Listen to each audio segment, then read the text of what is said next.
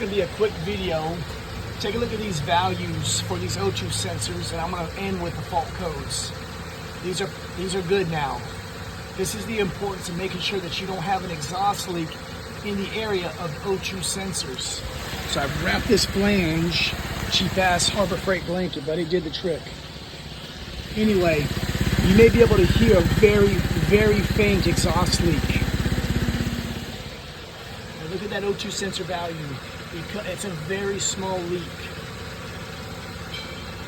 Fault codes. UTC display. And there you go. It's saying that you have an efficiency fault. And then the other one, fuel trim. So we definitely have a problem.